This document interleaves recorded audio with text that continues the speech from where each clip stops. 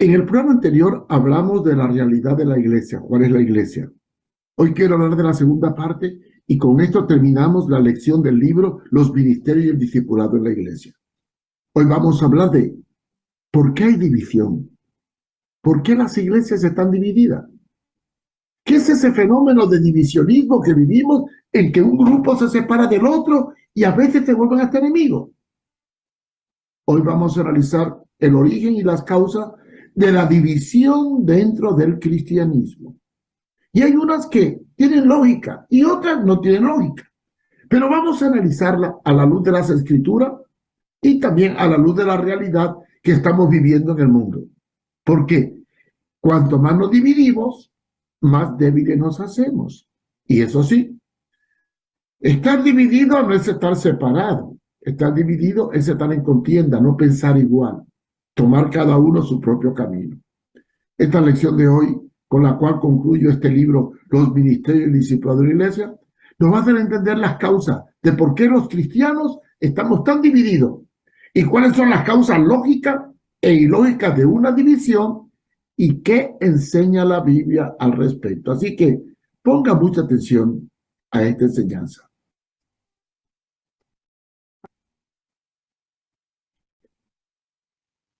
Muy buenos días, hermanos y amigos. Hoy vamos a la lección número 18 del libro Los ministerios y el discipulado en la iglesia. El tema que vamos a enfocar es la realidad de la división, un análisis de por qué estamos tan divididos y a dónde vamos a llegar en esta situación. ¿Cuándo nació en el hombre el espíritu de división? Una gran pregunta. Pues todo se inició en el huerto del Edén. Allí vemos cómo el hombre se separó de Dios. Y al separarse de Dios, desobedeciéndolo, quería vivir como a él le daba la gana.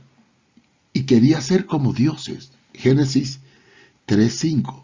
Mas sabe Dios que el día que comiereis seréis abiertos vuestros ojos y seréis como Dios, sabiendo el bien y el mal.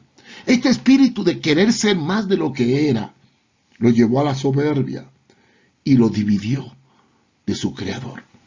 Entonces aparece el pecado. La rebelión y la soberbia llevaron al hombre a separarse de su creador, a un divorcio. Allí nació la más importante separación o división de la historia, la del hombre en su relación con Dios. Después vemos el plan divino para tratar de restaurar al hombre caído y separado. Y pese al aparente fracaso de este, Dios había ordenado a Adán y a Eva que se multiplicaran y fructificaran para llenar la tierra. Pero ahora habían caído. Él ya no iba a dejar que toda su creación se destruyera. Por eso, en Génesis 1:28, cuando le da el mandato de multiplicarse y llenar la tierra, y el hombre caer y fracasar, Dios, en su misericordia, quiso darle una oportunidad de restauración. Y entonces vino la promesa del Salvador en Génesis 3:15, cuando dijo que de la simiente de la mujer vendría uno. Este heriría en la cabeza y él le heriría en el calcañar. Es el dominio de Jesús sobre el poder de Satanás. Después vemos en la Torre de Babel que los hombres no se esparcieron. Querían estar juntos en franca rebelión contra Dios, que los mandó a multiplicarse y esparcirse. Por lo cual, Dios les confundió la lengua para que al no poderse comunicar, se esparcieran. Este fue el primer Pentecostés, pero un Pentecostés sin el Espíritu. Porque en ambos casos, el propósito de Dios era que se esparcieran y poblaran la tierra. Aquí aparece la única división que fue aceptada por Dios, que es la separación geográfica. Porque todos apiñados no harían otra cosa que crear problemas y como consecuencia del amontonamiento de personas, se multiplicaría la maldad. ¿No es acaso un hecho sociológico que el amontonamiento de gente en las grandes ciudades genera más delincuencia, miseria, pobreza, degradación y calamidad humana?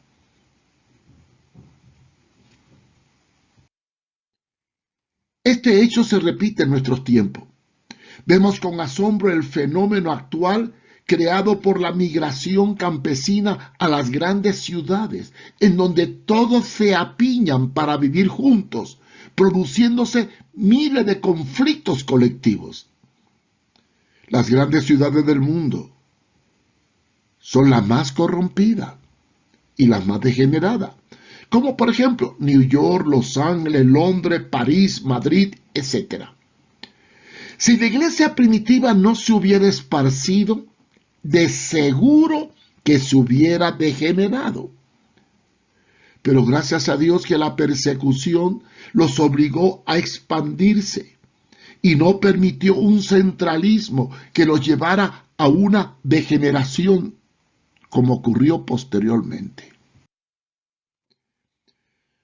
Cuando estudiamos la historia de la iglesia, vemos cómo ésta, una vez que fue centralizada en Roma por el emperador Constantino en el año 313, y adaptarse al sistema dominante, se fue corrompiendo hasta alcanzar su máxima expresión de corrupción en la Edad Media, donde el catolicismo romano se convirtió en un poder absoluto en todas las áreas de la vida, hasta que apareció en el año 1517 la Reforma Luterana.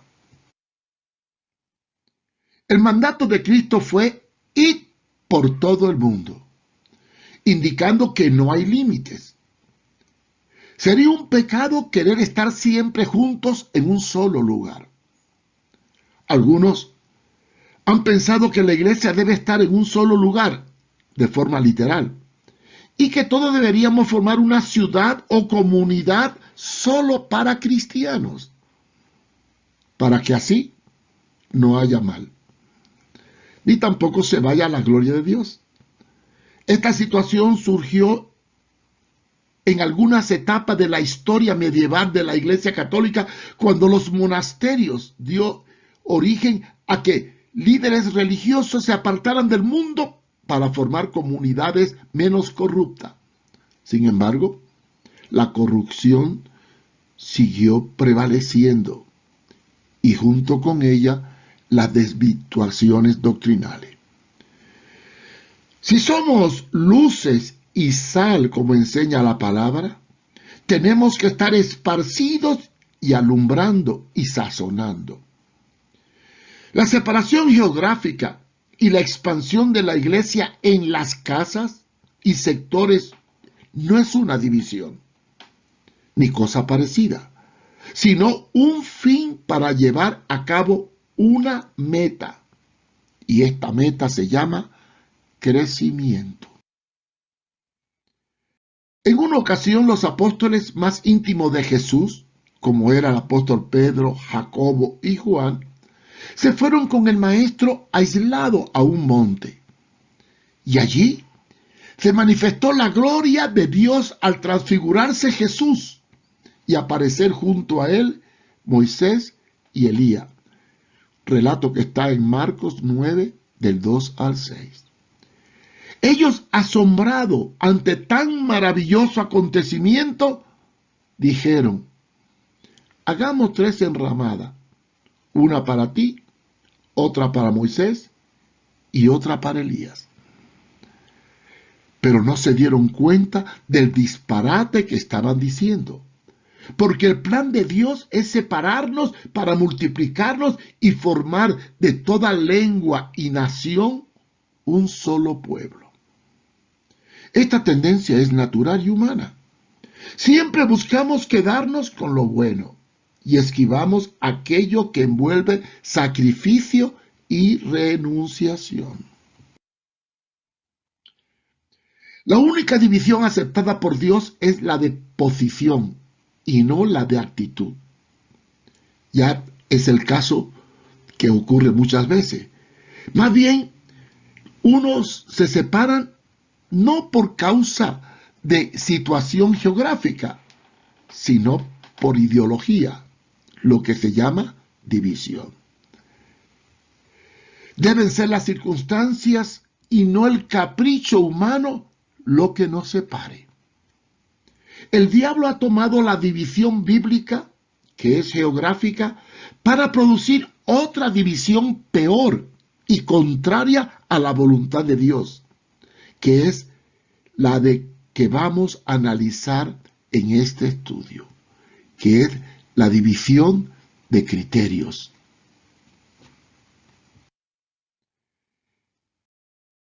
¿Qué contribuye a las divisiones y el surgimiento de sectas heréticas? La iglesia primitiva, protegida por la estructura de grupos pequeños e iglesias locales, no tenía un centralismo, pudo conservar la sana doctrina. De esta forma evitaron que las influencias de las doctrinas falsas dominantes en esta época hicieran mellos en la iglesia.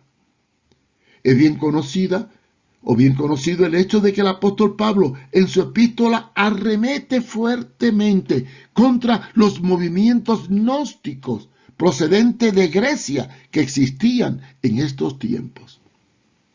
Por ejemplo, la epístola de los tesalonicenses, Gálatas y Colosenses presentan un ataque frontal a las corrientes heréticas de esa época. La iglesia siempre tuvo que luchar contra los falsos maestros de adentro y también de afuera. Por eso encontramos en Hechos 20, 29 al 30, cuando Pablo se despedía de la iglesia ya rumbo al martirio, escribió lo siguiente: porque yo sé que después de mi partida entrarán en medio de vosotros lobos rapaces que no perdonarán al rebaño. Y de vosotros mismos se levantarán hombres que hablen cosas perversas para arrastrar tras sí a los discípulos. Muchas sectas nacieron en situaciones originadas por crisis espirituales, en momentos en que aparecían grandes avivamientos, para lo cual la iglesia no estaba preparada bíblicamente en una formación correcta para enfrentar estos acontecimientos. Las divisiones surgen como resultado de énfasis radicalizados, que lentamente se van convirtiendo en doctrina y en herejías. Vamos a tomar el caso de William Millard, el fundador de la denominación adventista, el cual descubrió en el año 1833 una interpretación de la profecía de Daniel 8:14, y a través de un análisis matemático estipuló de forma especulativa la era de los gentiles y el advenimiento de Jesucristo, estableciendo fecha. De ahí salió otro movimiento, del cual el predicador Carlos Russell formó parte.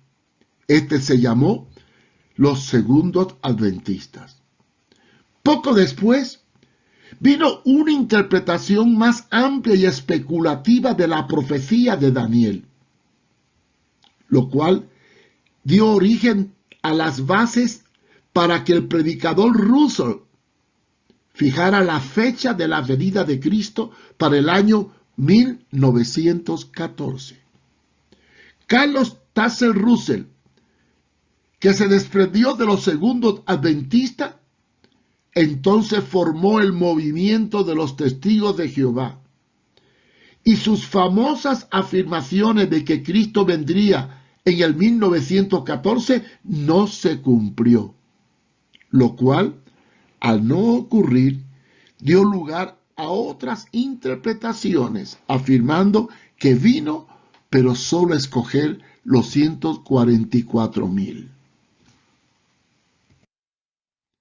Como hemos visto, Las causas de las divisiones sectarias obedecen a fenómenos especulativos, donde el diablo, partiendo de la ignorancia de las Sagradas Escrituras, produce ceguera y de esta forma lleva a los hombres a adulteraciones que originan caos y confusión en el cristianismo.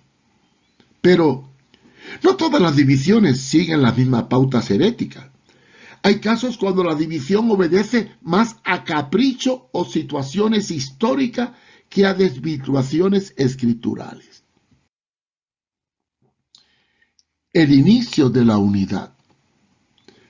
Notemos cómo también el pecado produjo la primera división destructiva, que fue la separación del hombre para con Dios. Esta separación estaba expresada tipológicamente en la construcción del tabernáculo judío que Dios le dio a Moisés. Un velo separaba a Dios de su pueblo. Este velo era el pecado, el cual tenía que ser pagado por la sangre de un cordero inocente según Levítico 16:2. Solo el sacerdote podría entrar una vez al año para hacer remisión por los pecados del pueblo. Pero al morir Cristo, dice la Biblia que el velo del templo se rasgó. Mateo 27:51. Y entonces la comunión con Dios quedó establecida por medio del sacrificio de Cristo, quedando restaurada la relación de Dios con el hombre por medio de Jesús. Jesucristo vino a restaurar todas las cosas en Él mismo y sujetar a su señorío a los que en Él creen. Filipenses 3:21. Esto producía una unidad para formar un reino de amor. A este reino de amor se le llamó iglesia. Y es por eso que la Biblia se compara a la iglesia con un cuerpo, una función de unidad de miembro con miembro dirigido por la cabeza, que es Cristo. Un edificio, una unidad de sostén con un fundamento sólido. Y una familia, todos somos hermanos y parientes, formando una nación de toda tribu y lengua que se llama la iglesia. En este concepto, la unidad es básica y la división catastrófica. Porque un cuerpo dividido no puede vivir. Un edificio no ensamblado tampoco tiene sentido. Y una familia separada no tiene razón de ser. Llamaremos a esta etapa de reunir todas las cosas en Cristo la dispensación del cumplimiento de los tiempos según Efesios 1 del 9 al 10. Todas las cosas quedan unidas a aquel que es el origen de todo. Pero, ¿a quién le ha sido encomendado este deseo de Dios de juntar todas las cosas en Cristo Jesús? A su iglesia. Su iglesia debe ser una, como Jesús dijo, como yo y el Padre somos uno. Juan 17:21. Este es el máximo sentido de la existencia de la iglesia, la unidad alrededor de un Señor y un Espíritu que prepara un pueblo para reinar por siempre con Él. Efesios 4 del 3 al 6 y Apocalipsis 7:9 que dice así: después de esto miré y vi una gran multitud que nadie podía contar de todas las naciones, tribus, pueblos y lenguas, de pie delante del trono y delante del Cordero, vestidos con vestiduras blancas y con palmas en las manos. La iglesia debe de ser una. La iglesia debe, desde todo punto de vista, ser una. En estudios anteriores tratamos de definir cuál es la iglesia y quiénes son sus miembros. Y establecimos que la Biblia demuestra que en cada localidad había una sola iglesia repartida por toda la ciudad y en cada casa diferente. Establecimos que cuando se menciona la palabra iglesias con S, se refiere a la unidad de las iglesias locales en una región o provincia. Si vamos a la ciudad de Éfeso, encontramos una iglesia local, repartida en varios sectores o casas. Así que, en una ciudad, podrán haber muchas comunidades, pero una sola iglesia del Señor. Si la iglesia es una e indivisible, ¿por qué en una ciudad encuentro tantas iglesias desconectadas y aisladas de relación y de amor cristiano entre unas y otras, proclamando cada cual su supremacía, como que Cristo hizo un contrato específico con unos o con otros y se sienten nietos de Dios? Seamos sinceros y veamos la realidad que nos separa. Si hacemos esto, descubriremos que tal situación no tiene ningún fundamento bíblico. Estos son rudimentos superables por medio del amor, el cual, dice la palabra, todo lo soporta. Y sobre todo don natural o espiritual está el amor como el don por excelencia. A través de la división, el diablo obtiene fuerza y nosotros perdemos vida, separándonos en costumbres y opiniones. Cristo dijo: todo reino dividido contra sí mismo no prevalece. No quiero decir con esto que debemos estar todos juntos en un mismo local, no. Esto es imposible. Además, tampoco significa el estar en un local que estamos en unidad. Nos podemos ver en la campaña llamada Unida, donde estamos todos juntos, pero no unánime, que significa sintiendo lo mismo. Hay prejuicios que no desaparecen y nos hacen ver mal a otro hermano por tal o cual costumbre. La unidad bíblica tiene que nacer del sentir y el amor. Esto no se logra con simplemente estar juntos geográficamente, ni en un mismo local. Vamos a analizar ahora las divisiones, que según la palabra son contrarias al deseo y a la voluntad de Dios. División contrarias a la Biblia. Existen varias actitudes de división que no son aprobadas por las Sagradas Escrituras. Y vamos aquí a señalar a algunas de ellas. Vamos a hablar de la división por líderes. Tenemos el caso de los corintios. Uno decían en 1 Corintios 1:12, yo soy de Pablo, y yo de Apolo, y yo de Cefa, y yo de Cristo. Cada cual era celoso con su maestro espiritual, ya que habían sido fruto de diversos ministerios apostólicos. Sin embargo, Pablo expresa el hecho de que aunque varios ministerios formaron diferentes grupos dentro de la iglesia local en Corintio, ninguno de ellos le había redimido del pecado. ¿Por qué? Porque Pablo le dice, ¿acaso murió Pablo, Cefas o Apolo por ellos? En otras palabras, Pablo, Cefas y Apolo eran los instrumentos para un fin, pero no eran el fin. Así que los que defendían a sus padres espirituales estaban mal.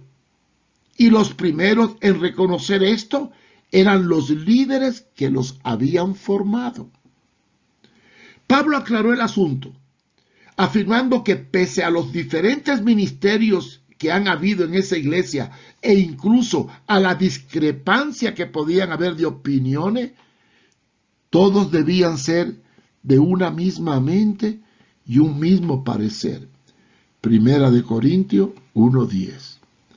Esto debe ser en aquel que es el fundamento de toda obra. Y la obra fundamentada no está en el que le predicó, ni en el hombre, sino en Cristo Jesús. Primera de Corintios 3:10. Los discípulos debían ser en su maestro o ver en su maestro un medio de sujeción, pero no un punto de división. Porque no hay base de división para seguir a hombres, por más grande que estos sean.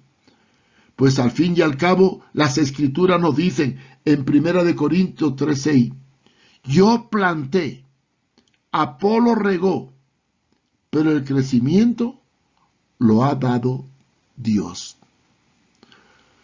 Actualmente formamos grupos alrededor de los hombres que tienen un mensaje prominente. Y por esta causa se han dividido muchas congregaciones. Pero esta actitud está en contra de la palabra de Dios, porque no seguimos a hombre. El hombre es un medio. El fin es Jesucristo. División por denominaciones. Hay personas que al ser miembros de tal o cual organización exclaman, nosotros sí somos de Cristo. Y hacen proselitismo o división, no por amor, sino por contienda, competencia o ambiciones humanas. También en Corintio había un grupo que tenía su propia secta. Esto no eran los discípulos de Pablo, ni los de Cefas, ni los de Apolo, pues decían ser de Cristo. Imagínate, no se sujetaban a nadie, solo a Cristo. Decían, y yo soy de Cristo. Y eran los peores, pues no se sujetaban a nadie y menospreciaban a los otros, produciéndose el sectarismo de los independientes. En un estudio anterior, vimos que había muchos templos o sectores con grupos de creyentes en una localidad. Pero el local o sector que tengamos no debe ser causa de división. Es cierto que en una ciudad hay muchas congregaciones, con muchos nombres denominacionales o jurídicos, pero esto es solamente un medio histórico y de orden legal, que nada tiene que ver con el plan divino.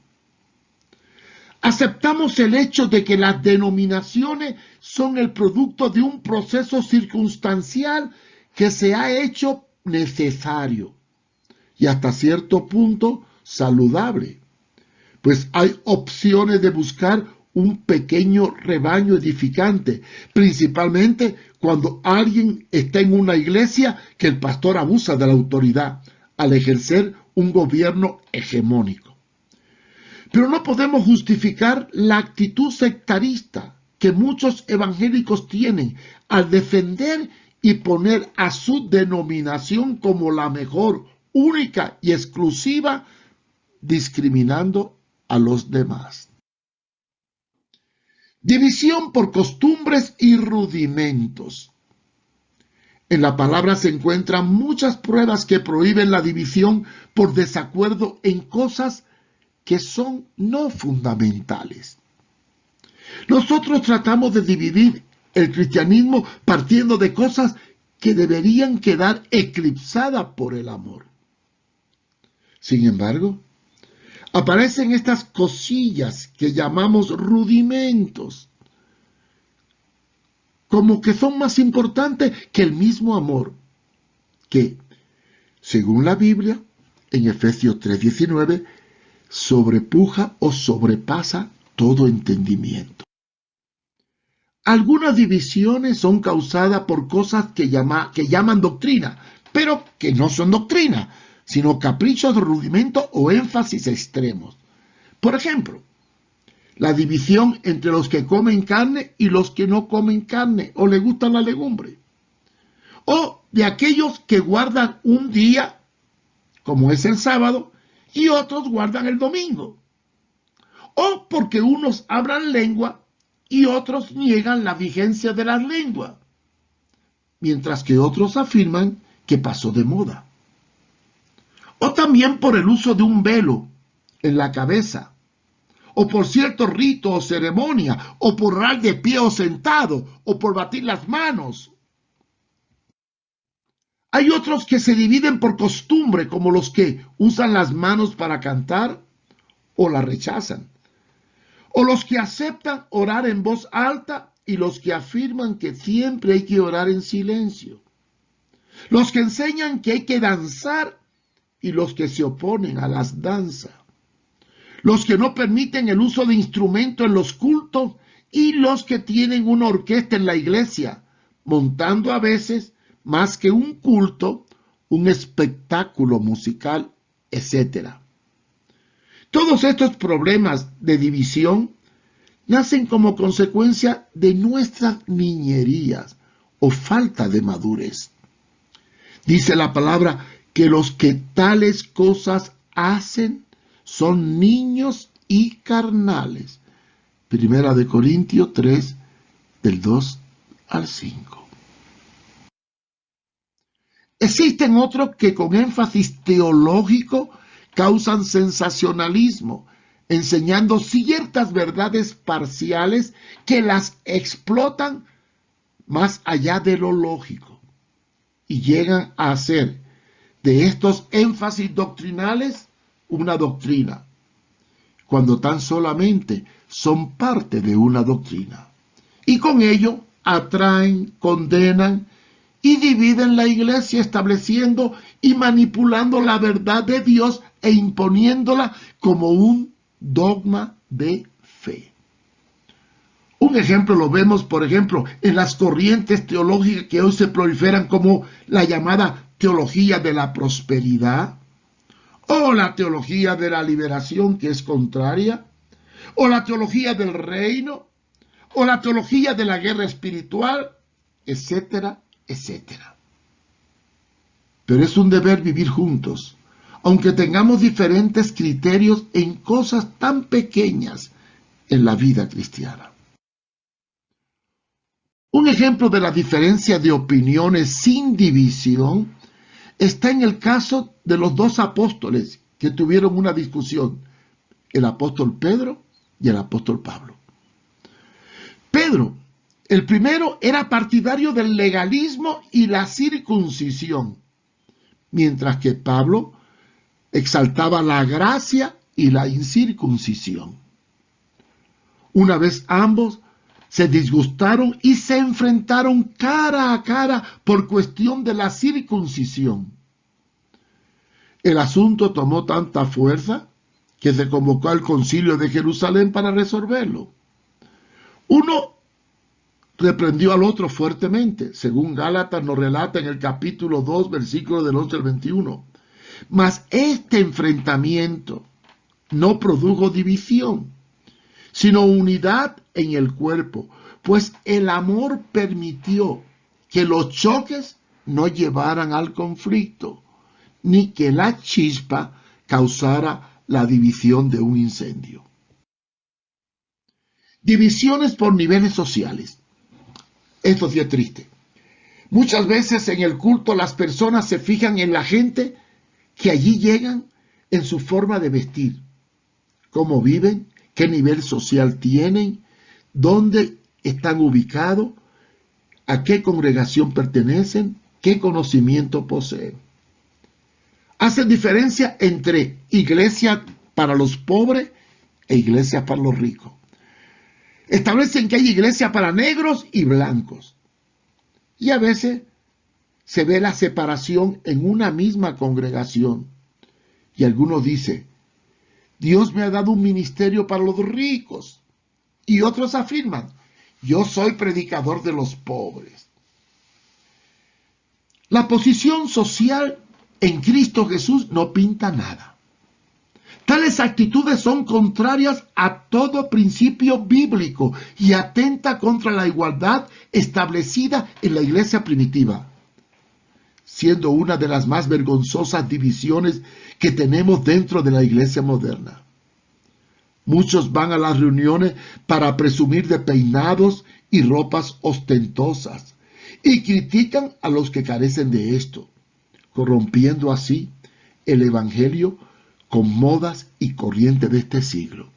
Se olvidan de la enseñanza de Santiago en el capítulo 2 y versículos del 2 al 4, que dice: porque si en vuestra congregación entra un hombre con anillo de oro y vestido de ropa lujosa, y también entra un pobre con ropa sucia, y dais atención especial al que lleva la ropa lujosa, y decid: tú siéntate aquí, en un buen lugar, y al pobre le dice: tú estate allí de pie, o siéntate junto a mi estrado, ¿no habéis hecho distinción entre vosotros mismos y habéis venido a ser jueces con malos pensamientos?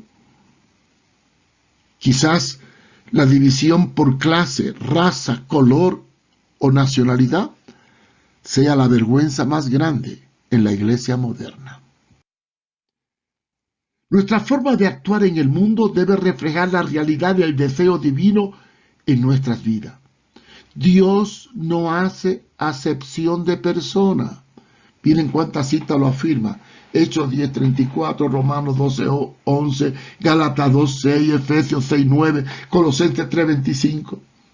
Y si Él, el Señor, que es soberano y poderoso, no hace acepción de persona, ¿quiénes somos nosotros para hacer separación entre ricos y pobres, entre blancos y negros, entre unos y otros?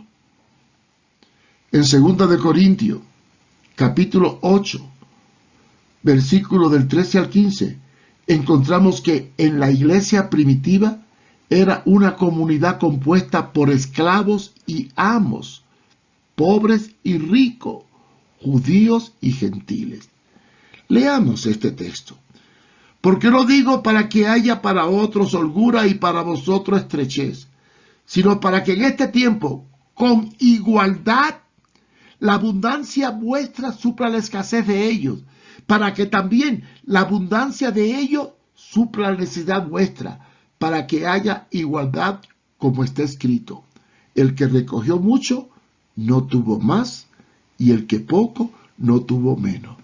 Una iglesia donde la igualdad era el principio de la convivencia. Dice que a los pobres no les faltaba nada.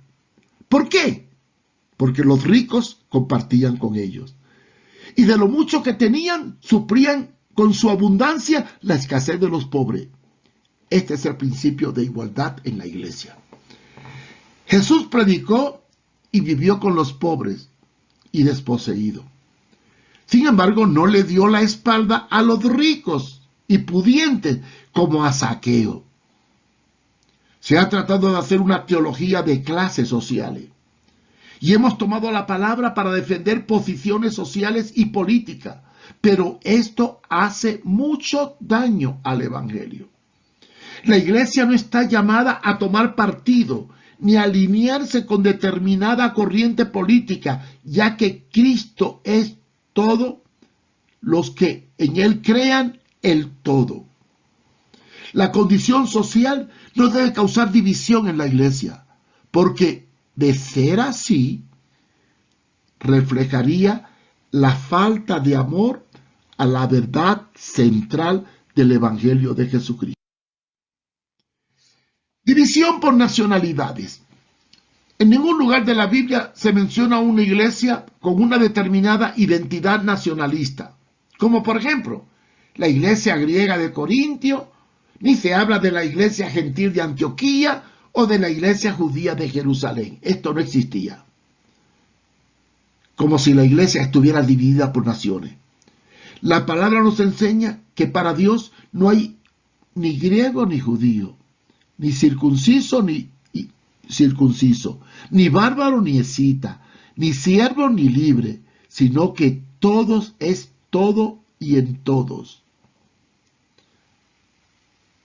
Si estoy en un país que no es el mío, pero tiene mi lengua y costumbre, debo unirme a la iglesia de los hermanos de tal país, porque no hay base para hacer iglesia por patriotismo, ya que en Cristo Jesús todos tenemos una nueva ciudadanía no humana. Dice la Biblia que nuestra ciudadanía está en los cielos. Y tampoco tenemos otra costumbre, porque las costumbres de la iglesia es la costumbre del reino de Dios. Es triste pensar que existen iglesias de nacionalidades. La iglesia de los españoles, la iglesia de los guatemaltecos, la iglesia de los cubanos. Y esto ocurre en un mismo país. A veces, y por causa de idioma y cultura, aparecen en países extranjeros grupos migratorios que forman iglesias con identidad aparentemente nacionalista, como por ejemplo la iglesia de los chinos, de los coreanos, de los ingleses, de los nórdicos, etc. Pero en sí, estos actúan como un medio de evangelización para alcanzar a sus compatriotas en países extranjeros y mantener su cultura y lengua. Y esto se puede tolerar. En tal caso, debemos aceptarlos, pues habían grupos judíos en otros países gentiles que formaban congregaciones en la época bíblica. Pero lo que no podemos hacer es que si tengo una iglesia compuesta por judíos, no puedo excluir a los gentiles.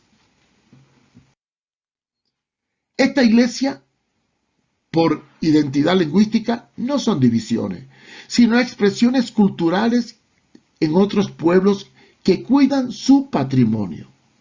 Estas congregaciones lógicamente existen y no podemos condenar tal hecho, siempre y cuando no se encierren en sí mismas y mantengan una actitud de convivencia con otros grupos étnicos aparentemente diferentes, a los cuales están dispuestos a recibir si ellos así lo desean. Aparte de la excepción expuesta, no hay base bíblica para que cada nacionalidad edifique su iglesia aislada del resto. Esto es falta de unidad de un pueblo que debe ser uno entre toda tribu y lengua, y al cual Cristo viene a buscar. Apocalipsis 5:9. Y para concluir, si la Biblia no acepta la división por nación, menos aceptaría la división por asuntos raciales. Esto es tan absurdo bajo la mente de Cristo que no vale la pena ni tratarlo, pues todos somos iguales ante los ojos de Dios. Y el racismo, fíjense bien, el racismo es un atentado contra la doctrina cristiana del amor y se catalogaría como un crimen de odio.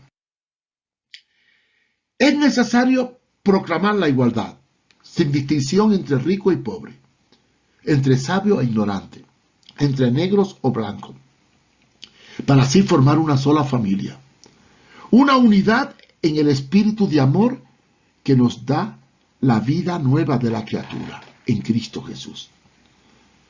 Si un hermano rico, poderoso, sabio o artista famoso se convierte, debe ser tratado igual que si se convirtiera un pobre, humilde o campesino. Ambos tienen que seguir la misma regla, la misma formación y el mismo trato dentro de la iglesia, pues no hay privilegios.